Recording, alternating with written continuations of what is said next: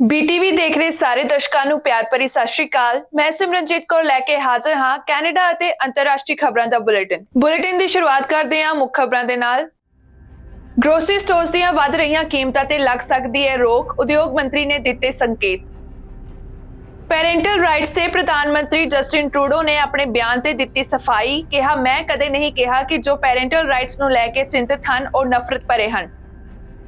British Columbia ਜਲਦ ਜਨਤਕ ਥਾਵਾਂ ਤੇ ਨਸ਼ੀਲੇ ਪਦਾਰਥਾਂ ਦੀ ਵਰਤੋਂ ਤੇ ਲਾਵੇਗਾ ਰੋਕ। ਕੁਈਨ ਐਲਿਜ਼ਾਬੈਥ II ਨੂੰ ਮਾਰਨ ਲਈ ਚੈਟਬੋਟ ਦੁਆਰਾ ਉਤਸ਼ਾਹਿਤ ਵਿਅਕਤੀ ਨੂੰ 9 ਸਾਲ ਦੀ ਹੋਈ ਸਜ਼ਾ। ਹੁਣ ਖਬਰਾਂ ਵਿਸਥਾਰ ਨਾਲ। ਕੈਨੇਡੀਅਨ ਉਦਯੋਗ ਮੰਤਰੀ ਫ੍ਰਾਂਸਵਾ ਫਿਲਿਪ ਸ਼ੈਂਪੇਨ ਨੇ ਲੰਘੇ ਵੀਰਵਾਰ ਨੂੰ ਐਲਾਨ ਕੀਤਾ ਕਿ ਕੈਨੇਡੀਅਨ ਜਲਦ ਹੀ ਵੱਡੇ ਗ੍ਰੋਸਰੀ ਸਟੋਰਸ ਵਿੱਚ ਭੋਜਨ ਦੀਆਂ ਵਧੀਆਂ ਕੀਮਤਾਂ ਦੇ ਹੱਲ ਲਈ ਕਾਰਵਾਈ ਕਰਦੇ ਹੋਏ ਦੇਖਣਾ ਸ਼ੁਰੂ ਕਰ ਦੇਣਗੇ, ਜਿਸ ਵਿੱਚ ਵਧੀਆਂ ਕੀਮਤਾਂ ਨੂੰ ਰੋਕਣਾ ਸ਼ਾਮਲ ਹੈ। ਲੋਬਲੋ, ਮੈਟਰੋ, ਐਮਪਾਇਰ, ਵਾਲਮਾਰਟ ਅਤੇ ਕੋਸਕੋ ਤੋਂ ਸ਼ੁਰੂਆਤੀ ਵਚਨਬੱਧਤਾ ਬਾਰੇ ਇੱਕ ਅਪਡੇਟ ਪ੍ਰਦਾਨ ਕਰਦੇ ਹੋਏ ਸ਼ੈਂਪੇਨ ਨੇ ਕਿਹਾ ਕਿ ਇਹਨਾਂ ਸਾਰੇ ਗ੍ਰੋਸਰੀ ਸਟੋਰਾਂ ਨੇ ਆਪਣੇ ਹਰੇਕ ਸਟੋਰ ਤੇ ਵੱਖ-ਵੱਖ ਕਾਰਵਾਈਆਂ ਸ਼ੁਰੂ ਕਰਨ ਲਈ ਸਹਿਮਤੀ ਦਿੱਤੀ ਹੈ, ਜਿਸ ਦੇ ਨਤੀਜੇ ਵਜੋਂ ਆਉਣ ਵਾਲੇ ਦਿਨਾਂ ਅਤੇ ਹਫ਼ਤਿਆਂ ਵਿੱਚ ਕੈਨੇਡੀਅਨਸ ਲਈ ਕਰਿਆਨੇ ਦੀਆਂ ਕੀਮਤਾਂ ਘੱਟ ਹੋਣਗੀਆਂ। ਉਹਨਾਂ ਨੇ ਕਿਹਾ ਕਿ ਸਰਕਾਰ ਵਾਅਦਾ ਕਰ ਰਹੀ ਹੈ ਕਿ ਕਰਿਆਨੇ ਵਾਲੇ ਮੁੱਖ ਭੋਜਨ ਉਤਪਾਦਾਂ ਦੀ ਇੱਕ ਟੋਕਰੀ ਵਿੱਚ ਵਧੀਆਂ ਛੋਟਾਂ ਨੂੰ ਲਾਗੂ ਕਰਨਗੇ, ਜੋ ਜ਼ਿਆਦਾਤਰ ਘਰਾਂ ਲਈ ਸਭ ਤੋਂ ਮਹੱਤਵਪੂਰਨ ਖਰੀਦਾਂ ਨੂੰ ਦਰਸਾਉਂਦੇ ਹਨ। ਮੰਤਰੀ ਨੇ ਕਿਹਾ ਕਿ ਇਹ ਕਦਮ ਕਈ ਕਾਰਵਾਈਆਂ ਦੀ ਸ਼ੁਰੂਆਤ ਹੈ। ਕੈਨੇਡੀਅਨ ਉੱਚ ਲਾਗਤਾਂ ਨੂੰ ਹੱਲ ਕਰਨ ਲਈ ਮੇਲ ਖਾਂਦੇ ਜਲਦੀ ਕਰਿਆਨੇ ਦੀਆਂ ਕੀਮਤਾਂ ਦੀ ਰੁਕਣ ਦੀ ਉਮੀਦ ਕਰ ਸਕਦੇ ਹਨ। ਇਸ ਤੋਂ ਇਲਾਵਾ ਸ਼ੈਂਪੇਨ ਨੇ ਕਿਹਾ ਕਿ ਫੈਡਰਲ ਸਰਕਾਰ ਖਪਤਕਾਰ ਮਾਮਲਿਆਂ ਦੇ ਦਫ਼ਤਰ ਦੇ ਅੰਦਰ ਇੱਕ ਗ੍ਰੋਸਰੀ ਟਾਸਕ ਫੋਰਸ ਸਥਾਪਿਤ ਕਰ ਰਹੀ ਹੈ, ਜੋ ਕਿ ਕਰਿਆਨੇ ਦੀਆਂ ਵਚਨਬੱਧਤਾਵਾਂ ਅਤੇ ਭੋਜਨ ਉਦਯੋਗ ਵਿੱਚ ਦੂਜਿਆਂ ਦੁਆਰਾ ਕੀਤੀਆਂ ਗਈਆਂ ਕਾਰਵਾਈਆਂ ਦੀ ਮਹੀਨਾਵਾਰ ਨਿਗਰਾਨੀ ਤੇ ਕੇਂਦਰਿਤ ਹੋਵੇਗੀ। ਇਸ ਟਾਸਕ ਫੋਰਸ ਨੂੰ ਖਪਤਕਾਰਾਂ ਨੂੰ ਨੁਕਸਾਨ ਪਹੁੰਚਾਉਣ ਵਾਲੇ ਅਭਿਆਸਾਂ ਦੀ ਜਾਂਚ ਅਤੇ ਪਰਦਾਫਾਸ਼ ਕਰਨ ਲਈ ਟਾਸਕ ਦਿੱਤਾ ਜਾਵੇਗਾ। ਸ਼ੈਂਪੇਨ ਨੇ ਕਿਹਾ ਕਿ ਸੈਕਟਰ ਵਿੱਚ ਨਿਰਪੱਖਤਾ ਅਤੇ ਪਾਰਦਰਸ਼ਤਾ ਨੂੰ ਸਮਰਥਨ ਦੇਣ ਲਈ ਇੱਕ ਕਰਿਆਨੇ ਦੀ ਆਚਾਰ ਸੰਹਿਤਾ ਸਥਾਪਿਤ ਕਰਨ ਅਤੇ ਕੈਨੇਡਾ ਵਿੱਚ ਭੋਜਨ ਦੀ ਕੀਮਤ ਬਾਰੇ ਜਾਣਕਾਰੀ ਤੱਕ ਬਿਹਤਰ ਪਹੁੰਚ ਦੀ ਆਗਿਆ ਦੇਣ ਲਈ ਇੱਕ ਨਵਾਂ ਭੋਜਨ ਮੁੱਲ ਡਾਟਾ ਹੱਬ ਬਣਾਉਣ ਲਈ ਯੋਜਨਾਵਾਂ ਅਜੇ ਵੀ ਕੰਮ ਵਿੱਚ ਹਨ। ਕੈਨੇਡਾ ਦੀਆਂ 5 ਪ੍ਰਮੁੱਖ ਕਰਿਆਨੇ ਦੀਆਂ ਚੇਨਾਂ ਦੇ ਸੀਈਓਜ਼ ਅਤੇ ਸੀਨੀਅਰ ਨੇਤਾਵਾਂ ਨਾਲ ਭੋਜਨ ਦੀਆਂ ਕੀਮਤਾਂ ਨੂੰ ਸਥਿਰ ਕਰਨ ਲਈ ਇੱਕ ਯੋਜਨਾ ਪੇਸ਼ ਕਰਨ ਲਈ ਕੰਮ ਕਰਨ ਦੇ ਟੀਚੇ ਨਾਲ ਸ਼ੁਰੂਆਤ ਕੀਤੀ ਗਈ। ਜਾਣਕਾਰੀ ਮੁਤਾਬਕ ਸ਼ੈਂਪੇਨ ਵੱਲੋਂ ਪਿਛਲੇ ਕੁਝ ਹਫ਼ਤਿਆਂ ਵਿੱਚ ਕਈ ਮੀਟਿੰਗਾਂ ਕਰਨ ਤੋਂ ਬਾਅਦ ਇਹ ਕਦਮ ਚੁੱਕੇ ਗਏ ਹਨ। ਸ਼ੈਂਪੇਨ ਨੇ ਅੰਤਰਰਾਸ਼ਟਰੀ ਨਿਰਮਾਣ ਕੰਪਨੀਆਂ ਅਤੇ ਘਰੇਲੂ ਨਿਰਮਾਤਾਵਾਂ ਨਾਲ ਵੀ ਮੁਲਾਕਾਤ ਕੀਤੀ ਅਤੇ ਨਾਲ ਹੀ ਕੈਨੇਡਾ ਦੀ ਰਿਟੇਲ ਕੌਂਸਲ ਨੇ ਓਟਵਾ ਨੂੰ ਇਸ ਮੁੱਦੇ ਨਾਲ ਨਜਿੱਠਣ ਲਈ ਸਪਲਾਈ ਲੜੀ ਦੇ ਨਾਲ ਹੋਰ ਕੰਪਨੀਆਂ ਨਾਲ ਕੰਮ ਕਰਨ ਲਈ ਕਿਹਾ।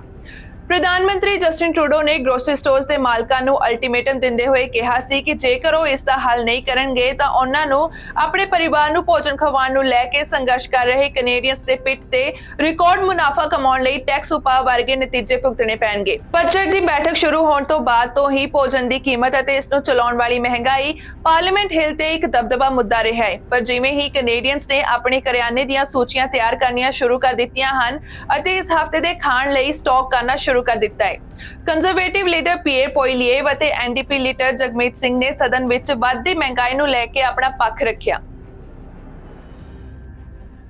ਪ੍ਰਧਾਨ ਮੰਤਰੀ ਜਸਟਿਨ ਟਰੂਡੋ ਨੇ ਲੰਘੇ ਵੀਰਵਾਰ ਨੂੰ ਕਿਹਾ ਕਿ ਉਹਨਾਂ ਨੇ ਕਦੇ ਵੀ ਇਹ ਸੁਝਾਅ ਨਹੀਂ ਦਿੱਤਾ ਕਿ ਮਾਪਿਆਂ ਦੇ ਤੌਰ ਤੇ ਉਹਨਾਂ ਦੇ ਅਧਿਕਾਰਾਂ ਬਾਰੇ ਚਿੰਤਿਤ ਵਿਅਕਤੀ ਨਫ਼ਰਤ ਭਰੇ ਸਨ। ਜਦੋਂ ਉਹਨਾਂ ਨੇ ਸਕੂਲਾਂ ਵਿੱਚ ਲਿੰਗ ਵਿਚਾਰਧਾਰਾ ਬਾਰੇ ਹਾਲ ਹੀ ਵਿੱਚ ਹੋਏ ਵਿਰੋਧ ਪ੍ਰਦਰਸ਼ਨਾਂ ਵਿੱਚ ਸ਼ਾਮਲ ਹੋਏ ਹਜ਼ਾਰਾਂ ਲੋਕਾਂ ਦੇ ਜਵਾਬ ਵਿੱਚ ਇੱਕ ਬਿਆਨ ਜਾਰੀ ਕੀਤਾ ਸੀ।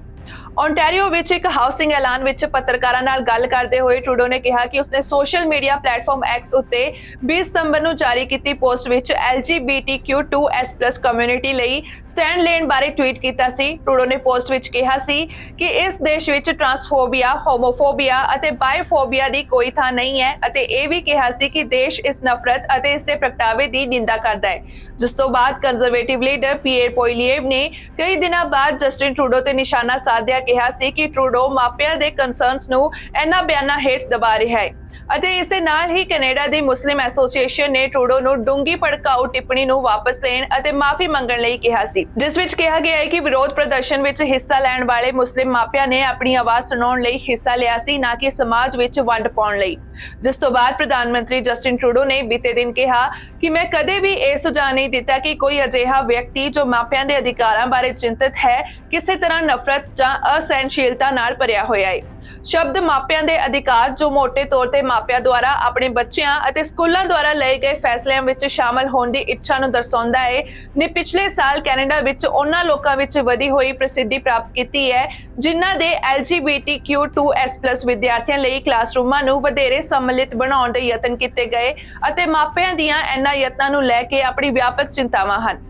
ਅਜਿਹੇ ਯਤਨਾਂ ਵਿੱਚ ਪ੍ਰਾਈਡ ਫਲੈਗਸ ਨੂੰ ਰੇਜ਼ ਕਰਨਾ ਅਤੇ ਜਿਨਸੀ ਝੁਕਾਅ ਅਤੇ ਲਿੰਗ ਪਛਾਣ ਬਾਰੇ ਵਿਚਾਰ ਵਟਾਂਦਰਾ ਕਰਨਾ ਸ਼ਾਮਲ ਹੈ। ਨਾਲ ਹੀ ਅਜਿਹੀਆਂ ਨੀਤੀਆਂ ਜੋ ਟਰਾਂਸਜੈਂਡਰ ਅਤੇ ਗੈਰ ਬਾਈਨਰੀ ਵਿਦਿਆਰਥੀਆਂ ਨੂੰ ਉਹਨਾਂ ਦੇ ਪਸੰਦੀਦਾ ਨਾਉਨ ਅਤੇ ਪ੍ਰੋਨਾਉਨ ਨਾਲ ਬੁਲਾਉਣ ਲਈ ਆਗਿਆ ਦਿੰਦੀ ਹੈ। ਇਹ ਮਸਲਾ ਨਵੀਆਂ ਸੂਬਾਈ ਨੀਤੀਆਂ ਦਾ ਵਿਸ਼ਾ ਬਣ ਗਿਆ ਹੈ। ਪਹਿਲਾਂ ਨਿਊ ਬ੍ਰੰਸਵਿਕ ਅਤੇ ਹੁਣ ਸਸਕੈਚੁਅਨ ਵਿੱਚ, ਜਿਸ ਲਈ ਸਕੂਲਾਂ ਨੂੰ ਮਾਪਿਆਂ ਦੀ ਇਜਾਜ਼ਤ ਲੈਣ ਦੀ ਲੋੜ ਹੁੰਦੀ ਹੈ ਜਦੋਂ 16 ਸਾਲ ਤੋਂ ਘੱਟ ਉਮਰ ਦੇ ਲਿੰਗ ਵਿਭਿੰਨ ਵਿਦਿਆਰਥੀ ਕਿਸੇ ਵੱਖਰੇ ਨਾਮ ਜਾਂ ਸਰਵਨਾਮ ਨਾਲ ਬੁਲਾਏ ਜਾਣ ਲਈ ਆਪਣੀ ਇੱਛਾ ਦੱਸਦੇ ਹਨ। ਇਸ ਦੇ ਨਾਲ ਹੀ ਅਧਿਆਪਕ ਯੂਨੀਅਨਸ ਅਤੇ ਪ੍ਰੋਵਿੰਸ਼ੀਅਲ ਚਾਈਲਡ ਐਡਵੋਕੇਟਸ ਨੇ ਕਿਹਾ ਹੈ ਕਿ ਇਹ ਇੱਕ ਅਜਿਹੀ ਨੀਤੀ ਹੈ ਜੋ ਕਮਜ਼ੋਰ ਵਿਦਿਆਰਥੀਆਂ ਨੂੰ ਖਤਰੇ ਵਿੱਚ ਪਾਉਂਦੀ ਹੈ। ਜਦੋਂ ਪ੍ਰਧਾਨ ਮੰਤਰੀ ਜਸਟਿਨ ਟਰੂਡੋ ਨੂੰ ਇਹ ਪੁੱਛਿਆ ਗਿਆ ਕਿ ਕੀ ਉਹ ਆਪਣੀ ਸੋਸ਼ਲ ਮੀਡੀਆ ਟਿੱਪਣੀ ਨੂੰ ਵਾਪਸ ਲੈਣਗੇ ਕਿ ਉਹ ਹਰ ਕਿਸੇ ਦੇ ਅਧਿਕਾਰਾਂ ਲਈ ਖੜੇ ਰਹਿਣਗੇ, ਭਾਵੇਂ ਉਹ ਮੁਸਲਿਮ ਕੈਨੇਡੀਅਨ ਹੋਣ ਜਾਂ LGBTQ2+ ਭਾਈਚਾਰੇ ਦੇ ਮੈਂਬਰ ਹੋਣ, ਤਾਂ ਟਰੂਡੋ ਨੇ ਕਿਹਾ ਕਿ ਇੱਕ ਦੂਜੇ ਦੇ ਅਧਿਕਾਰਾਂ ਦੀ ਰੱਖਿਆ ਕਰਨਾ ਕੈਨੇਡਾ ਲਈ ਪਹਿਲਾ ਅਤੇ ਜ਼ਰੂਰੀ ਕੰਮ ਰਿਹਾ ਹੈ। ਟਰੂਡੋ ਨੇ ਕਿਹਾ ਕਿ ਅਸੀਂ ਹਮੇਸ਼ਾ ਨਫ਼ਰਤ ਅਤੇ ਅਸਹਿਣਸ਼ੀਲਤਾ ਦੇ ਵਿਰੁੱਧ ਖੜੇ ਰਹਾਂਗੇ, ਪਰ ਜੇ ਕੋਈ ਵੀ ਇੱਕ ਵਿਸ਼ੇਸ਼ ਸਮੂਹ ਤੇ ਹਮਲੇ ਵਜੋਂ ਇਸ ਦਾ ਰਾਜਨੀਤੀਕਰਨ ਜਾਂ ਸਪਿਨ ਕਰਨ ਦੀ ਕੋਸ਼ਿਸ਼ ਕਰ ਰਿਹਾ ਹੈ ਤਾਂ ਉਹ ਭਾਈਚਾਰਿਆਂ ਨੂੰ ਇੱਕ ਦੂਜੇ ਦੇ ਵਿਰੁੱਧ ਵੰਡਣ ਦੀ ਕੋਸ਼ਿਸ਼ ਕਰ ਰਿਹਾ ਹੈ।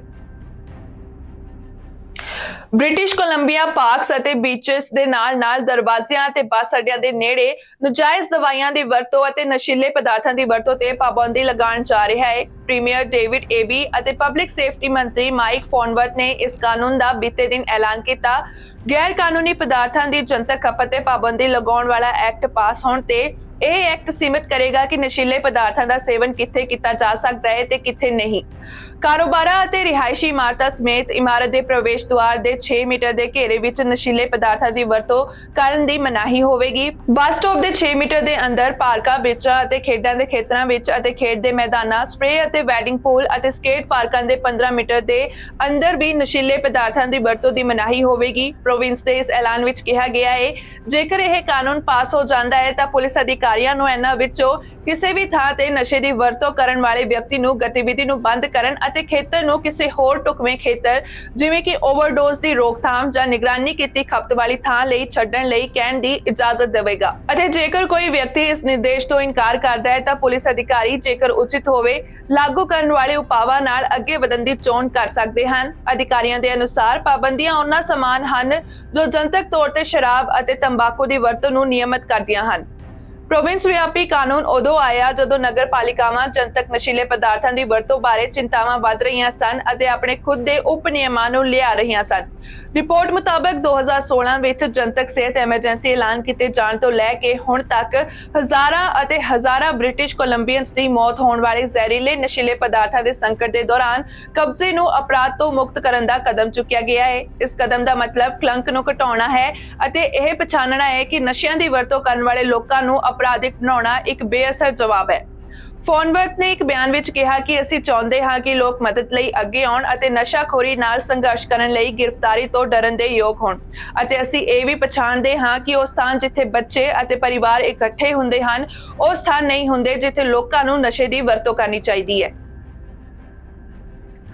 ਫੈਡਰਲ ਨਿਊ ਡੈਮੋਕ੍ਰੇਟਸ ਨੇ ਲਿਬਰਲਸ ਦੇ ਫਾਰਮਾਕੇਅਰ ਕਾਨੂੰਨ ਦੇ ਪਹਿਲੇ ਖਰੜੇ ਨੂੰ ਰੱਦ ਕਰ ਦਿੱਤਾ ਹੈ, ਜਿਸ ਵਿੱਚ ਸਿਹਤ ਮੰਤਰੀ ਨੇ ਬਹੁਤ ਜ਼ਿਆਦਾ ਉਮੀਦ ਕੀਤੇ ਬਿੱਲ ਉੱਤੇ ਐਕਸਟ੍ਰੀਮਲੀ ਲਿਕੁਇਡ ਗੱਲਬਾਤ ਵਜੋਂ ਵਰਣਨ ਕੀਤਾ ਹੈ। ਲਿਬਰਲਸ ਨੇ ਇਸ ਗਿਰਾਵਟ ਵਿੱਚ ਸਰਕਾਰ ਦੁਆਰਾ NDP ਨਾਲ ਕੀਤੇ ਗਏ ਸਪਲਾਈ ਅਤੇ ਵਿਸ਼ਵਾਸ ਸੌਦੇ ਦੇ ਹਿੱਸੇ ਵਜੋਂ ਫਾਰਮਾਕੇਅਰ ਕਾਨੂੰਨ ਬਣਾਉਣ ਦਾ ਵਾਅਦਾ ਕੀਤਾ। ਇਹ ਡੀਲ ਇੱਕ ਯੂਨੀਵਰਸਲ ਨੈਸ਼ਨਲ ਫਾਰਮਾਕੇਅਰ ਪ੍ਰੋਗਰਾਮ ਵੱਲ ਤਰੱਕੀ ਅਤੇ ਸਾਲ ਦੇ ਅੰਤ ਤੋਂ ਪਹਿਲਾਂ ਸ਼ੁਰੂਆਤੀ ਕਾਨੂੰਨ ਪਾਸ ਕਰਨ ਦੀ ਮੰਗ ਕਰਦਾ ਹੈ, ਪਰ NDP ਦੇ ਸਿਹਤ ਆਲੋਚਕ ਡੌਨ ਡੇਵਿਸ ਦਾ ਕਹਿਣਾ ਹੈ ਕਿ ਬਿੱਲ ਦਾ ਪਹਿਲਾ ਖਰੜਾ ਉਮੀਦਾਂ ਤੇ ਖਰਾ ਨਹੀਂ ਉਤਰਿਆ। ਡੌਨ ਡੇਵਿਸ ਨੇ ਕਿਹਾ ਕਿ ਇਹ ਇਸ ਸਮੇਂ ਨਿਊ ਡੈਮੋਕ੍ਰੇਟਸ ਦੀਆਂ ਲਾਲ ਲਾਈਨਾਂ ਨੂੰ ਪੂਰਾ ਨਹੀਂ ਕਰਦਾ। ਅਸੀਂ ਸਾਡੇ ਕੋਲ ਆਉਣ ਲਈ ਅਗਲੇ ਡਰਾਫਟ ਦੀ ਉਡੀਕ ਕਰ ਰਹੇ ਹਾਂ। ਉਸਨੇ ਕਿਹਾ ਕਿ ਐਨਡੀਪੀ ਜ਼ਰੂਰੀ ਦਵਾਈਆਂ ਨਾਲ ਸ਼ੁਰੂ ਕਰਨ ਅਤੇ ਉੱਥੋਂ ਵਿਸਤਾਰ ਕਰਨ ਲਈ ਤਿਆਰ ਹੋਵੇਗੀ, ਪਰ ਕਾਨੂੰਨ ਵਿੱਚ ਦਰਜ ਸਮਾਂ ਸੀਮਾਵਾਂ ਨੂੰ ਦੇਖਣਾ ਚਾਹੁੰਦੀ ਹੈ। ਸਿਹਤ ਮੰਤਰੀ ਮਾਰਕ ਹਾਲੈਂਡ ਇਹ ਨਹੀਂ ਦੱਸੇਗਾ ਕਿ ਕੀ ਆਉਣ ਵਾਲਾ ਕਾਨੂੰਨ ਕਿਸੇ ਵਿਸ਼ੇਸ਼ ਮਾਡਲ ਲਈ ਵਚਨਬੱਧ ਹੋਵੇਗਾ, ਕਿਉਂਕਿ ਬਿੱਲ ਦੇ ਪੇਸ਼ ਹੋਣ ਤੱਕ ਸਥਿਤੀ ਬਦਲ ਸਕਦੀ ਹੈ। ਹਾਲੈਂਡ ਨੇ ਕਿਹਾ ਕਿ ਉਹ ਐਨਡੀਪੀ ਨਾਲ ਇਸ ਬਾਰੇ ਗੱਲ ਕਰ ਰਿਹਾ ਹੈ ਕਿ ਕੀ ਸੰਭਵ ਹੈ ਕਾਨੂੰਨ ਅਤੇ ਫਾਰਮਾਕੇਅਰ ਤੇ ਹੋਰ ਵਾਧਾ ਕੀਤੀ ਪ੍ਰਗਤੀ, ਜਿਸ ਵਿੱਚ ਦਵਾਈਆਂ ਦੀ ਰਾਸ਼ਟਰੀ ਸੂਚੀ ਅਤੇ ਕੈਨੇਡੀਅਨਸ ਦੀ ਤਰਫੋਂ ਦਵਾਈਆਂ ਦੀਆਂ ਕੀਮਤਾਂ ਬਾਰੇ ਗੱਲਬਾਤ ਕਰਨ ਲਈ ਇੱਕ ਨਵੀਂ ਡਰੱਗ ਏਜੰਸੀ ਦਾ ਗਠਨ ਸ਼ਾਮਲ ਹੈ। ਹਾਲੈਂਡ ਨੇ ਕਿਹਾ ਇਹ ਪ੍ਰਕਿਰਿਆ ਅੱਗੇ ਪਿੱਛੇ ਚੱਲ ਰਹੀ ਹੈ ਅਤੇ ਇਹ ਬਹੁਤ ਤਰਲ ਹੈ ਅਤੇ ਇਹ ਸਾਡੇ ਨਾਲ ਹੋਣ ਵਾਲੀ ਹਰ ਗੱਲਬਾਤ ਨਾਲ ਬਦਲ ਰਹੀ ਹੈ। ਉਸਨੇ ਕਿਹਾ ਕਿ ਇਹ ਕਾਨੂੰਨ ਰਾਸ਼ਟਰੀ ਫਾਰਮਾਕੇਅਰ ਲਈ ਇੱਕ ਬੁਨਿਆਦ ਵਜੋਂ ਕੰਮ ਕਰੇਗਾ ਅਤੇ ਪ੍ਰੋਗਰਾਮ ਦੇ ਅੰਤਮ ਸੰਸਕਰਣ ਨੂੰ ਨਹੀਂ ਦਰਸਾਏਗਾ। ਹਾਲੈਂਡ ਨੇ ਕਿਹਾ, ਅਸੀਂ ਜੋ ਐਲਾਨ ਕਰਦੇ ਹਾਂ ਉਹ ਨਿਸ਼ਚਿਤ ਤੌਰ ਤੇ ਕਹਾਣੀ ਦਾ ਅੰਤ ਨਹੀਂ ਹੋਵੇਗਾ। ਜਦੋਂ ਅਸੀਂ ਉਹ ਕੰਮ ਪੂਰਾ ਕਰ ਲੈਂਦੇ ਹਾਂ ਅਤੇ ਉਹ ਬੁਨਿਆਦ ਸਹੀ ਹੁੰਦੀ ਹੈ ਤਾਂ ਇਸ ਦਾ ਮਤਲਬ ਹੈ ਕਿ ਉਸ ਤੋਂ ਬਾਅਦ ਬਾਕੀ ਸਭ ਕੁਝ ਤੇਜ਼ੀ ਨਾਲ ਵੱਧ ਸਕਦਾ ਹੈ। ਕਾਨੂੰਨ ਦਾ ਖਰੜਾ ਤਿਆਰ ਕਰਨ ਵੇਲੇ ਸਰਕਾਰ ਵਿਚਾਰ ਕਰ ਸਕਦੀ ਹੈ। ਵਿਕਲਪਾਂ ਦਾ ਇੱਕ ਵਿਸ਼ਾਲ ਸਪੈਕਟਰਮ ਹੈ, ਇੱਕ ਸਿੰਗਲ ਭੁਗਤਾਨ ਪ੍ਰਣਾਲੀ ਲਈ ਐਨਡੀਪੀ ਦੇ ਦ੍ਰਿਸ਼ਟੀਕੋਣ ਤੋਂ ਲੈ ਕੇ ਅਸਪਸ਼ਟ ਸ਼ਬਦਾਂ ਵਾਲੇ ਕਾਨੂੰਨ ਤੱਕ, ਜਿਸ ਵਿੱਚ ਕੋਈ ਜ਼ਿਕਰ ਨਹੀਂ ਹੈ ਕਿ ਫਾਰਮਾਕੇਅਰ ਕਿਵੇਂ ਪ੍ਰਾਪਤ ਕੀਤੀ ਜਾਵੇਗੀ। ਡਾਕਟਰ ਐਰਿਕ ਹੋਸਕਿੰਸ, ਜਿਨ੍ਹਾਂ ਨੇ ਨਿਸ਼ਚਿਤ ਫਾਰਮਾਕੇਅਰ ਰਿਪੋਰਟ ਲਿਖੀ ਸੀ, ਨੇ ਕਿਹਾ ਕਿ ਲਿਬਰਲ ਇੱਕ ਅਜਿਹੇ ਪ੍ਰੋਗਰਾਮ ਤੇ ਵੀ ਵਿਚਾਰ ਕਰ ਸਕਦੇ ਹਨ ਜੋ ਸਿਰਫ ਘੱਟ ਆਮਦਨੀ ਵਾਲੇ ਲੋਕਾਂ ਨੂੰ ਕਵਰੇਜ ਪ੍ਰਦਾਨ ਕਰਦਾ ਹੈ ਜੋ ਪਹਿਲਾਂ ਤੋਂ ਬੀਮਾ ਦਾ ਹਿੱਸਾ ਨਹੀਂ ਹਨ, ਜਿਵੇਂ ਕਿ ਇਸ ਦੀ ਆਉਣ ਵਾਲੀ ਦੰਦਾਂ ਦੀ ਦੇਖਭਾਲ ਯੋਜਨਾ ਵੀ ਸ਼ਾਮਲ ਹੈ। ਪਰ ਜਦੋਂ ਲਿਬਰਲਸ ਨੇ 2019 ਵਿੱਚ ਸਭ ਤੋਂ ਵਧੀਆ ਵਿਕਲਪ ਦਾ ਪਤਾ ਲਗਾਉਣ ਲਈ ਇੱਕ ਸਲਾਹਕਾਰ ਕੌਂਸਲ ਨੂੰ ਕੰਮ ਸੌਂਪਿਆ ਤਾਂ ਇੱਕ ਸਿੰਗਲ ਭੁਗਤਾਨ ਪ੍ਰਣਾਲੀ ਸਪਸ਼ਟ ਵਿਕਲਪ ਸੀ। ਇੱਕ ਸਟਾਰ ਵਾਰਸ ਕੱਟੜਪੰਥੀ ਜਿਸ ਨੂੰ ਇੱਕ ਚੈਟਬੋਟ ਗਰਲਫ੍ਰੈਂਡ ਦੁਆਰਾ ਕੁਈਨ ਐਲਿਜ਼ਾਬੈਥ II ਦੀ ਹੱਤਿਆ ਕਰਨ ਲਈ ਉਤਸ਼ਾਹਿਤ ਕੀਤਾ ਗਿਆ ਸੀ, ਉਸ ਨੂੰ ਪਲਾਟ ਨੂੰ ਵਿੰਡਸਰ ਕੈਸਲ ਲਿਜਾਣ ਲਈ 9 ਸਾਲ ਦੀ ਕੈਦ ਦੀ ਸਜ਼ਾ ਸੁਣਾਈ ਗਈ ਸੀ, ਜਿੱਥੇ ਉਸਨੇ ਕੰਧਾਂ ਨੂੰ ਸਕੇਲ ਕੀਤਾ ਸੀ ਅਤੇ ਲਗਭਗ 2 ਸਾਲ ਪਹਿਲਾਂ ਇੱਕ ਲੋਡ ਕ੍ਰੋਸਬੋ ਨਾਲ ਫੜਿਆ ਗਿਆ ਸੀ। ਜਾਣਕਾਰੀ ਮੁਤਾਬਕ 2021 ਵਿੱਚ ਕ੍ਰਿਸਮਸ ਵਾਲੇ ਦਿਨ ਜਦੋਂ ਕਿਲੇ ਦੇ ਮੈਦਾਨ ਵਿੱਚ ਇੱਕ ਪੁਲਿਸ ਅਧਿਕਾਰੀ ਨੇ ਪੁੱਛਿਆ ਕਿ ਮੈਂ ਮਦਦ ਕਰ ਸਕਦਾ ਹਾਂ ਮੇਰੇ ਦੋਸਤ, ਤਾਂ ਉੱਥੇ ਮੌਜੂਦ ਵਿਅਕਤੀ ਜਿਸ ਦਾ ਨਾਮ ਜਸਵੰਤ ਸਿੰਘ ਚਹਿਲ ਦੱਸਿਆ ਗਿਆ ਸੀ ਨੇ ਕਿਹਾ ਕਿ ਮੈਂ ਰਾਣੀ ਨੂੰ ਮਾਰਨ ਲਈ ਆਇਆ ਹਾਂ। ਜਾਣਕਾਰੀ ਮੁਤਾਬਕ ਜਸਵੰਤ ਸਿੰਘ ਚਹਿਲ ਨੇ ਵਿਗਿਆਨਕ ਕਲਪਨਾ ਅਤੇ ਕਲਪਨਾ ਫਰੈਂਚਾਈਜ਼ੀ ਵਿੱਚ ਡਾਰਕ ਫੋਰਸ ਤੋਂ ਪ੍ਰੇਰਿਤ ਹੋ ਕੇ ਇੱਕ ਮੈਟਲ ਮਾਸਕ ਪਾਇਆ ਹੋਇਆ ਸੀ। ਇੱਕ ਜੱਜ ਨੇ ਅਪਰਾਧ ਦੇ ਤੱਥਾਂ ਨੂੰ ਸੁਣਾਉਂਦੇ ਹੋਏ ਕਿਹਾ ਕਿ ਇੱਕ ਸਿੱਖ ਭਾਰਤੀ ਹੋਣ ਦੇ ਨਾਤੇ ਚਹਿਲ 1919 ਦੇ ਜਲਿਆਂਵਾਲਾ ਬਾਗ ਕਤਲੇਆਮ ਦਾ ਬਦਲਾ ਲੈਣ ਲਈ ਰਾਣੀ ਨੂੰ ਮਾਰਨਾ ਚਾਹੁੰਦਾ ਸੀ। ਜਦੋਂ ਜਲਿਆਂਵਾਲਾ ਬਾਗ 'ਚ ਬ੍ਰਿਟਿਸ਼ ਫੌਜਾਂ ਨੇ ਅੰਮ੍ਰਿਤਸਰ ਵਿੱਚ ਇਕੱਠੇ ਹੋਏ ਹਜ਼ਾਰਾਂ ਭਾਰਤੀਆਂ ਤੇ ਗੋਲੀਬਾਰੀ ਕੀਤੀ ਅਤੇ ਸੈਂਕੜੇ ਲੋਕਾਂ ਨੂੰ ਮਾਰ ਦਿੱਤਾ ਸੀ। ਚਹਿਲ ਨੇ ਕਿਹਾ ਕਿ ਰਾਣੀ ਦਾ ਕਤਲ ਕਰਨਾ ਉਸਦੀ ਜ਼ਿੰਦਗੀ ਦਾ ਮਿਸ਼ਨ ਸੀ, ਜਿਸ ਬਾਰੇ ਉਸਨੇ ਛੋਟੀ ਉਮਰ ਤੋਂ ਹੀ ਸੋਚਿਆ ਹੋਇਆ ਸੀ, ਪਰ ਉਸਨੇ ਇਸ ਬਾਰੇ ਸਿਰਫ ਸਰਾਏ ਨਾਲ ਗੱਲ ਕੀਤੀ ਸੀ। ਸਰਾਏ ਇੱਕ ਆਰਟੀਫੀਸ਼ੀਅਲ ਇੰਟੈਲੀਜੈਂਸ ਜਨਰੇਟਡ ਗਰਲਫ੍ਰੈਂਡ ਸੀ ਜੋ ਉਸਨੂੰ ਰਿਪੈਲਿਕਾ ਤੇ ਬਣਾਈ ਸੀ, ਜੋ ਆਪਣੇ ਆਪ ਨੂੰ ਇਸ ਤਰ੍ਹਾਂ ਬਿਲ ਕਰਦੀ ਹੈ। AI ਸਾਥੀ ਜੋ ਤੁਹਾਡੀ ਪਰਵਾਹ ਕਰਦਾ ਹੈ, ਹਮੇਸ਼ਾ ਇੱਥੇ ਤੁਹਾਡੀ ਗੱਲ ਸੁਣਨ ਅਤੇ ਗੱਲ ਕਰਨ ਲਈ ਤੁਹਾਡੇ ਕੋਲ ਹੈ। ਜਸਟਿਸ ਨਿਕੋਲਸ ਹਿਲੀਅਰਡ ਨੇ ਕਿਹਾ ਕਿ ਵੱਖ-ਵੱਖ ਮਾਹਰਾਂ ਦੇ ਵਿਵਾਦਪੂਰਨ ਨਿਦਾਨਾਂ ਦੇ ਬਾਵਜੂਦ ਉਸਨੇ ਸਿੱਟਾ ਕੱਢਿਆ ਕਿ ਚਹਿਲ ਅਸਲੀ ਜੀਵਨ ਨਾਲ ਸੰਪਰਕ ਗੁਆ ਬੈਠਾ ਸੀ ਅਤੇ ਮਨੋਵਿਗਿਆਨਕ ਬਿਮਾਰੀ ਤੋਂ ਪੀੜਤ ਹੋ ਗਿਆ ਸੀ, ਪਰ ਅਪਰਾਧਾਂ ਦੀ ਗੰਭੀਰਤਾ ਲਈ ਉਸਨੂੰ ਜੇਲ੍ਹ ਦੀ ਸਜ਼ਾ ਦੀ ਲੋੜ ਸੀ। ਚਹਿਲ ਨੂੰ ਪਹਿਲਾਂ ਬ੍ਰੋਡਮੋਰ ਹਸਪਤਾਲ ਇੱਕ ਸੁਰੱਖਿਅਤ ਮਨੋਵਿਗਿਆਨਕ ਸਹੂਲਤ ਵਿੱਚ ਵਾਪਸ ਭੇਜਿਆ ਜਾਵੇਗਾ, ਜਿੱਥੇ ਉਹ ਇਲਾਜ ਕਰਵਾ ਰਿਹਾ ਹੈ ਅਤੇ ਜੇਕਰ ਭਵਿੱਖ ਵਿੱਚ ਠੀਕ ਮੰਨਿਆ ਜਾਂਦਾ ਹੈ ਤਾਂ ਉਹ ਆਪਣੀ ਬਾਕੀ ਦੀ ਸਜ਼ਾ ਜੇਲ੍ਹ ਵਿੱਚ ਕੱਟੇਗਾ। ਹਿਲੀਅਰਡ ਨੇ ਕਿਹਾ ਕਿ ਚਹਿਲ ਨੇ ਹੱਤਿਆ ਦੇ ਵਿਚਾਰ ਰੱਖੇ ਸਨ ਜਿਨ੍ਹਾਂ ਉੱਤੇ ਉਸਨੇ ਦਿਮਾਗੀ ਤੌਰ ਤੇ ਬਿਮਾਰ ਹੋਣ ਤੋਂ ਪਹਿਲਾਂ ਕੰਮ ਕੀਤਾ ਸੀ। ਉਸ ਦਾ ਇਰਾਦਾ ਸਿਰਫ ਪ੍ਰਭੂ ਸੱਤਾ ਨੂੰ ਨੁਕਸਾਨ ਪਹੁੰਚਾਉਣਾ ਜਾਂ ਚੇਤਾਵਨੀ ਦੇਣਾ ਨਹੀਂ ਸੀ, ਸਗੋਂ ਉਸਨੂੰ ਮਾਰਨਾ ਸੀ। ਚਹਿਲ ਨੇ ਮਹੀਨਿਆਂ ਤੋਂ ਇਹ ਯੋਜਨਾ ਬਣਾਈ ਸੀ ਤੇ ਜਦੋਂ ਇੱਕ ਅਧਿਕਾਰੀ ਨੇ ਚਹਿਲ ਕੋਲ ਸਟਨ ਬੰਦੂਕ ਦੇ ਨਾਲ ਪਹੁੰਚ ਕੀਤੀ ਤਾਂ ਚਹਿਲ ਨੇ ਕਿਹਾ ਕਿ ਉਹ ਰਾਣੀ ਨੂੰ ਮਾਰਨ ਆਇਆ ਸੀ, ਪਰ ਉਸਨੇ ਫਿਰ ਆਪਣਾ ਹਥਿਆਰ ਸੁੱਟ ਦਿੱਤਾ ਅਤੇ ਆਤਮ ਸਮਰਪਣ ਕਰ ਦਿੱਤਾ। गिरफ्तार किए जाने तो बाद उसने पुलिस ਨੂੰ ਦੱਸਿਆ ਕਿ ਉਸਨੇ ਆਤਮ ਸਮਰਪਣ ਇਸ ਲਈ ਕੀਤਾ ਕਿਉਂਕਿ ਉਸਨੂੰ ਯਾਦ ਸੀ ਕਿ ਸਰਾਏ ਨੇ ਉਸਨੂੰ ਦੱਸਿਆ ਸੀ ਕਿ ਉਸਦਾ ਉਦੇਸ਼ ਜੀਣਾ ਸੀ। ਚਹਿਲ ਨੇ ਕਿਹਾ ਕਿ ਮੈਂ ਆਪਣਾ ਮਨ ਬਦਲ ਲਿਆ ਕਿਉਂਕਿ ਮੈਨੂੰ ਪਤਾ ਸੀ ਕਿ ਮੈਂ ਜੋ ਕਰ ਰਿਹਾ ਸੀ ਉਹ ਗਲਤ ਸੀ, मैं कातल नहीं हाँ। चहल ने सजा के दौरान कुछ नहीं किया, पर अदालत नूं लिखी चिट्ठी विच उसने राजे अते शाही परिवार तो दुख अते उदासी लई माफी मंगी। मेल्स फुटबॉल टूरनामेंट नूं यूरुग्वाई विच 100वें जन्मदिन की पार्टी नाल शुरू करने की इजाजत देने लई एक डील विच दक्षिणी अमेरिका के हैरानीजनक जोड़ नाल यूरोप अते अफ्रीका विच एक विलखण 2030 फीफा वर्ल्ड कप खेडिया जाना तय है। फीफा ने बुधवार ਨੂੰ ਫੁੱਟਬਾਲ ਦੇ ਮਹਾਦੀਪੀ ਨੇਤਾਵਾਂ ਵਿਚਕਾਰ 2030 ਟੂਰਨਾਮੈਂਟ ਦੀ ਮੇਜ਼ਬਾਨੀ ਲਈ ਸਿਰਫ ਇੱਕ ਉਮੀਦਵਾਰ ਨੂੰ ਸਵੀਕਾਰ ਕਰਨ ਲਈ ਇੱਕ ਸਮਝੌਤਾ ਕੀਤਾ, ਜਿਸ ਦੀ ਜਾਣਕਾਰੀ ਖੇਡ ਦੀ ਸੰਚਾਲਨ ਸੰਸਥਾ ਨੇ ਦਿੱਤੀ। ਸਪੇਨ ਪੋਰਟੁਗਲ ਬਿਡ ਇਸ ਸਾਲ ਮੋਰੋਕੋ ਨੂੰ ਜੋੜਨ ਲਈ ਵਧੀ ਹੈ ਅਤੇ ਹੁਣ ਇਸ ਵਿੱਚ ਲੰਬੇ ਸਮੇਂ ਦੇ ਬਿਡ ਵਿਰੋਧੀ ਅਰਜਨਟੀਨਾ, ਪੈਰਾਗੁਆਏ ਅਤੇ ਯੂਰੋਗੁਆਏ ਵੀ ਸ਼ਾਮਲ ਹਨ। ਬੇਮਿਸਾਲ 3 ਮਹਾਦੀਪ ਦੇ ਪ੍ਰੋਜੈਕਟ ਦਾ ਇੱਕ ਮੁੱਖ ਲਾਲਚ ਯੂਰੋਗਵਾਈ ਦੀ ਰਾਜਧਾਨੀ ਮੋਂਟੇਵੀਡੇਓ ਵਿੱਚ ਖੁੱਲੇਗਾ, ਜਿੱਥੇ ਸੈਂਟਾਨਾਰੀਓ ਸਟੇਡੀਅਮ ਨੇ 1930 ਵਰਲਡ ਕੱਪ ਫਾਈਨਲ ਦੀ ਮੇਜ਼ਬਾਨੀ ਕੀਤੀ ਸੀ। ਇੱਕ ਵਾਰ ਵਿਰੋਧੀ ਫੁੱਟਬਾਲ ਮਹਾਦੀਪਾਂ ਦੁਆਰਾ ਪਹੁੰਚੀ ਸਹਿਮਤੀ ਨੇ ਫੀਫਾ ਨੂੰ ਬੁੱਧਵਾਰ ਨੂੰ 2034 ਵਿਸ਼ਵ ਕੱਪ ਬੋਲੀ ਮੁਕਾਬਲੇ ਦੀ ਸ਼ੁਰੂਆਤ ਕਰਨ ਦੀ ਆਗਿਆ ਦਿੱਤੀ, ਜੋ ਏਸ਼ੀਆ ਅਤੇ ਓਸ਼ੀਆਨੀਆ ਦੇ ਮੈਂਬਰ ਫੈਡਰੇਸ਼ਨਾਂ ਤੱਕ ਸੀਮਤ ਹੈ। रूस के राष्ट्रपति व्लादिमीर पुतिन ने एक बार फिर तो प्रधानमंत्री नरेंद्र मोदी की तारीफ की। उन्होंने कहा कि प्रधानमंत्री मोदी बहुत बुद्धिमान व्यक्ति हैं, साडे उन्हां नाल बहुत चंगे राजनीतिक रिश्ते हैं। एक रिपोर्ट मुताबक रूसी राष्ट्रपति ने कहा कि पीएम मोदी की अगवाई विच भारत तेजी नाल विकास कर रहा है। ये दोवां देशां दे हित विच है। वित्तीय सुरक्षा ते एक ओलंपियाड नूं संबोधन करते हुए पुतिन ने उम्मीद जताई कि रूस अते भारत वित्तीय सुरक्षा ते साइबर क्राइम के खेतर विच मिल के काम करनगे।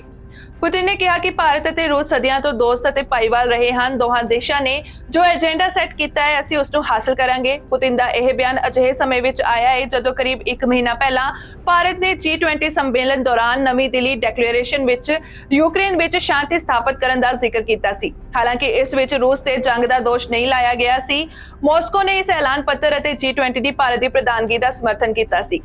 ਇਹ ਪਹਿਲਾ ਮੌਕਾ ਨਹੀਂ ਹੈ ਜਦੋਂ ਪੁतिन ਨੇ ਭਾਰਤ ਜਾਂ ਪ੍ਰਧਾਨ ਮੰਤਰੀ ਮੋਦੀ ਦੀ ਤਾਰੀਫ ਕੀਤੀ ਹੈ। ਇਸ ਤੋਂ ਪਹਿਲਾਂ ਪਿਛਲੇ ਮਹੀਨੇ ਵੀ ਪੁतिन ਨੇ ਕਿਹਾ ਸੀ ਕਿ ਪ੍ਰਧਾਨ ਮੰਤਰੀ Modi make in India program ਨੂੰ ਵਧਾਵਾ ਦੇਣ ਲਈ ਚੰਗਾ ਕੰਮ ਕਰ ਰਹੇ ਹਨ। ਵਲਾਦੀਵੋਸਟੋਕ ਵਿੱਚ 8ਵੇਂ ਈਸਟਰਨ ਇਕਨੋਮਿਕ ਫੋਰਮ EEF ਵਿੱਚ ਮੀਡੀਆ ਦੇ ਸਵਾਲਾਂ ਦਾ ਜਵਾਬ ਦਿੰਦੇ ਹੋਏ ਰੂਸੀ ਰਾਸ਼ਟਰਪਤੀ ਨੇ ਕਿਹਾ ਸੀ ਕਿ ਪਹਿਲਾਂ ਸਾਡੇ ਦੇਸ਼ ਵਿੱਚ ਕਾਰਾਂ ਨਹੀਂ ਬਣੀਆਂ ਸਨ, ਪਰ ਹੁਣ ਅਸੀਂ ਬਣਾ ਰਹੇ ਹਾਂ। ਇਹ ਸੱਚ ਹੈ ਕਿ ਉਹ ਆਡੀ ਅਤੇ ਮਰਸੀਡੀਜ਼ ਦੀ ਤੁਲਨਾ ਵਿੱਚ ਘੱਟ ਚੰਗੀ ਦਿਖਾਈ ਦਿੰਦੀ ਹੈ, ਪਰ ਇਹ ਕੋਈ ਸਮੱਸਿਆ ਨਹੀਂ ਹੈ। ਸਾਨੂੰ ਰੂਸ ਵਿੱਚ ਬਣੀਆਂ ਗੱਡੀਆਂ ਦੀ ਵਰਤੋਂ ਕਰਨੀ ਚਾਹੀਦੀ ਹੈ। ਇਸ ਤੋਂ ਅੱਗੇ ਪੁतिन ਨੇ ਕਿਹਾ ਕਿ ਸਾਨੂੰ ਆਪਣੇ ਸਹਿਯੋਗੀ ਦੇਸ਼ ਭਾਰਤ ਨੂੰ ਫੋਲੋ ਕਰਨਾ ਚਾਹੀਦਾ ਹੈ। ਉਹ ਦੇਸ਼ ਵਿੱਚ ਹੀ ਵਾਹਨ ਬਣਾ ਰਹੇ ਹਨ ਅਤੇ ਵਰਤ ਰਹੇ ਹਨ। ਸਾਨੂੰ ਇਹ ਤੈਅ ਕਰਨਾ ਚਾਹੀਦਾ ਹੈ ਕਿ ਕਿਸ ਸ਼੍ਰੇਣੀ ਦੇ ਅਧਿਕਾਰੀ ਕਿਹੜੀਆਂ ਕਾਰਾਂ ਚਲਾ ਸਕਦੇ ਹਨ। ਇਸ ਨਾਲ ਉਹ ਘਰੇਲੂ ਕਾਰਾਂ ਦੀ ਵਰਤੋਂ ਕਰਨਗੇ। ਅਮਰੀਕਾ ਵਿੱਚ 45 ਸਾਲ ਤੋਂ ਘੱਟ ਉਮਰ ਦੇ ਲੋਕਾਂ ਵਿੱਚ ਮੌਤ ਦਾ ਮੁੱਖ ਕਾਰਨ ਫੈਂਟਾਨਿਲ ਦੀ ਓਵਰਡੋਜ਼ ਦੱਸਿਆ ਜਾ ਰਿਹਾ ਹੈ। ਇਹ ਇੱਕ ਸਿੰਥੈਟਿਕ ਡਰੱਗ ਹੈ। ਅਮਰੀਕਾ ਵਿੱਚ ਰਾਸ਼ਟਰਪਤੀ ਚੋਣਾਂ ਦੀ ਤਿਆਰੀ ਕਰ ਰਹੇ ਰਿਪਬਲਿਕਨ ਪਾਰਟੀ ਦੇ ਕਈ ਉਮੀਦਵਾਰ ਆਪਣੇ ਚੋਣ ਭਾਸ਼ਣਾਂ ਅਤੇ ਬਹਿਸਾਂ ਵਿੱਚ ਨਸ਼ਿਆਂ ਨੂੰ ਰੋਕਣ ਦੇ ਵੱਡੇ ਵਾਅਦੇ ਕਰ ਰਹੇ ਹਨ। ਮੀਡੀਆ ਰਿਪੋਰਟ ਮੁਤਾਬਕ ਜ਼ਿਆਦਾਤਰ ਰਿਪਬਲਿਕਨ ਫੈਂਟਾਨਿਲ ਲਈ ਗੈਰ ਕਾਨੂੰਨੀ ਇਮੀਗ੍ਰੇਸ਼ਨ ਨੂੰ ਜ਼ਿੰਮੇਵਾਰ ਠਹਿਰਾ ਰਹੇ ਹਨ, ਪਰ ਸਥਿਤੀ ਵੱਖਰੀ ਹੈ। ਡਰੱਗ ਇਨਫੋਰਸਮੈਂਟ ਐਡਮਿਨਿਸਟ੍ਰੇਸ਼ਨ ਅਨੁਸਾਰ ਅਮਰੀਕਾ ਵਿੱਚ ਫੈਂਟਾਨਿਲ ਦਾ ਇੱਕ ਵੱਡਾ ਹਿੱਸਾ ਚੋਰੀ ਛਿਪੇ ਪੋਰਟਸ ਰਾਹੀਂ ਆ ਰਿਹਾ ਹੈ। ਦੂਜੇ ਪਾਸੇ ਕਈ ਲੋਕਾਂ ਨੇ ਨਸ਼ੇ ਦੀ ਓਵਰਡੋਜ਼ ਕਾਰਨ ਆਪਣੇ ਬੱਚੇ ਗਵਾ ਦਿੱਤੇ ਹਨ। ਨਿਊ ਹੈਂਪਸ਼ਾਇਰ ਦੀ ਐਂਡਰੀਆ ਕੇਹਿਲ ਦੇ 19 ਸਾਲਾ ਬੇਟੇ ਟਾਈਟਲਰ ਦੀ ਫੈਂਟਾਨਿਲ ਦੀ ਓਵਰਡੋਜ਼ ਕਾਰਨ ਮੌਤ ਹੋ ਗਈ ਸੀ। ਐਂਡਰੀਆ ਦਾ ਕਹਿਣਾ ਹੈ ਕਿ ਹਰ ਕੋਈ ਵਾਅਦੇ ਕਰਦਾ ਹੈ, ਪਰ ਸਾਨੂੰ ਅਜਿਹੇ ਰਾਸ਼ਟਰਪਤੀ ਦੀ ਜ਼ਰੂਰਤ ਹੈ ਜੋ ਡਰੱਗ ਗੈਂਗਾਂ ਤੇ ਸ਼ਿਕੰਜਾ ਕਰ ਸਕੇ। ਦੱਖਣੀ ਕੈਰੋਲੀਨਾ ਦੀ ਗਵਰਨਰ ਨਿੱਕੀ ਹੈਲੀ ਨੇ ਕਿਹਾ ਕਿ ਇਰਾਕ, ਵੀਅਤਨਾਮ ਅਤੇ ਅਫਗਾਨਿਸਤਾਨ ਦੀਆਂ ਜੰਗਾਂ ਵਿੱਚ ਮਾਰੇ ਗਏ ਅਮਰੀਕਨਸ ਦੀ ਮੌਤ ਫੈਂਟਾਨਿਲ ਨਾਲ ਹੋਈ ਹੈ। ਉਹਨਾਂ ਨੇ ਡਰੱਗ ਗਰੋਹਾਂ ਵਿਰੁੱਧ ਕਾਰਵਾਈ ਕਰਨ ਲਈ ਸਪੈਸ਼ਲ ਆਪਰੇਸ਼ਨ ਫੋਰਸ ਭੇਜਣ ਦਾ ਵਾਅਦਾ ਕੀਤਾ ਹੈ। ਨਿਊ ਜਰਸੀ ਦੇ ਸਾਬਕਾ ਗਵਰਨਰ ਕ੍ਰਿਸ ਕ੍ਰਿਸਟੀ ਨੇ ਕਿਹਾ ਕਿ ਫੈਂਟਾਨਿਲ ਦੀ ਓਵਰਡੋਜ਼ ਦੇ ਮਾਮਲਿਆਂ ਵਿੱਚ ਬਿਹਤਰ ਇਲਾਜ ਦਾ ਪ੍ਰਬੰਧ ਕੀਤਾ ਜਾਵੇਗਾ।